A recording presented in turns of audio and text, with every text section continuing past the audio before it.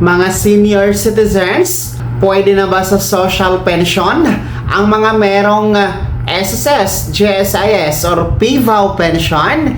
Ang criteria, may pagbabago ba? Pag-uusapan natin sa episode na ito. Hello mga ka-vlogs, welcome sa aking YouTube channel at welcome po sa ating official Facebook page. Saan ka man nanonood, kumusta mga ka-vlogs? Well, madalian lamang atin pong aalamin kasi marami ang mga nagtatanong kung pwede na bang makasama o makasali sa social pension program ng DSWD yung mga merong tinatanggap na SSS, GSIS or PVAW pension. Well, titingnan natin ulit kung ano nga ba ang sinasabi ng criteria para makapasok dito.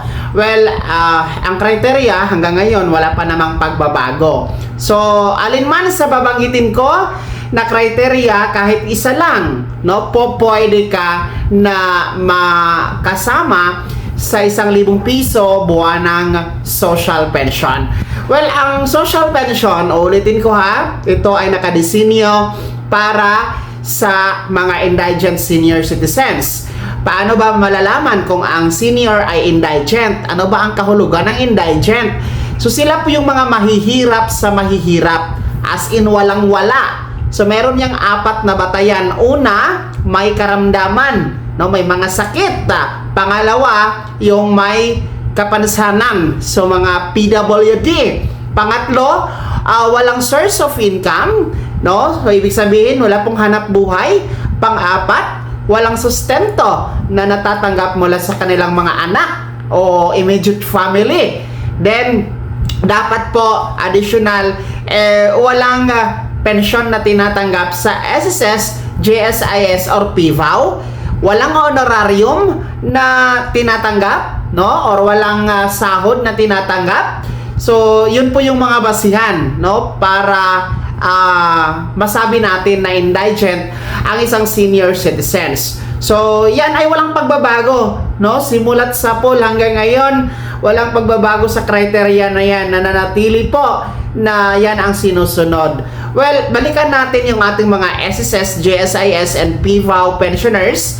No, kung pwede na ba sila makasali? Ang diretsahan at klarong sagot, hindi po. No? Hindi kayo allowed na makasama sa social pension kasi nga malinaw sa batayan at criteria na no pension from SSS, GSIS or PVAW ang tinatanggap ng senior citizens. Okay? So malinaw na malinaw yan. Kahit naman marami ang nagsasabi na bakit hindi kami kasama, pinaghirapan naman namin yung SSS, GSIS and PVAW pension namin, no? Hinuhulugan naman namin yon, kaya nga nagka-pension kami, no? Bakit hindi kami sinasama ng gobyerno dito sa social pension? Well, yan din po ay malaking katanungan. Kaya nga po, huwag kayong mag-alala dahil pag magiging batas ang Universal Social Pension Bill, doon kasama na kayo, no? Kasi wala nang pipiliin doon. Mayaman, mahirap, may pensyon sa SSS, GSIS, PVAW o wala, no? Lahat kasama na as long 60 years old pataas, no? So, antayin natin na lulusot sa Kamara at sa Senado at magiging batas ang Universal Social Pension Bill. Pero sa ngayon, wala talagang tsansa ang ating mga SSS, GSIS, PVAW pensioners na mapasama sa social pension na makakatanggap po ng 1,000 piso buwanang pensyon. Kaya po sa mga merong alam na nakasama sa social pension, ha? Baka meron kayong alam sa inyong barangay, sa inyong komunidad na napasama sa social pension, tapos meron namang SSS, GSIS or PVAW pension na tinatanggap, no? I-report na po sa DSWD Regional Office or sa OSCA mismo, no? Kung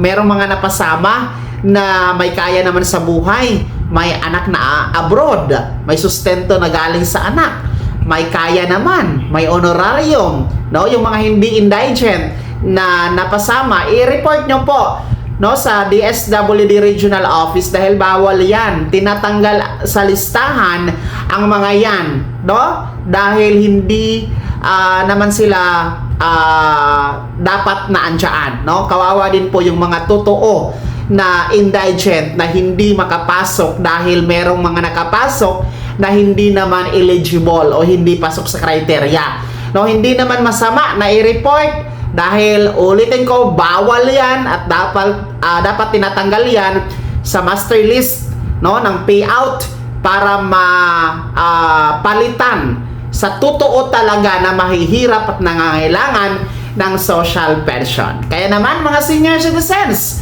no, ano po yung komento at reaction sa balitang ito? Sino sa inyo dito yung mga umaasa na makakasama sa social pension?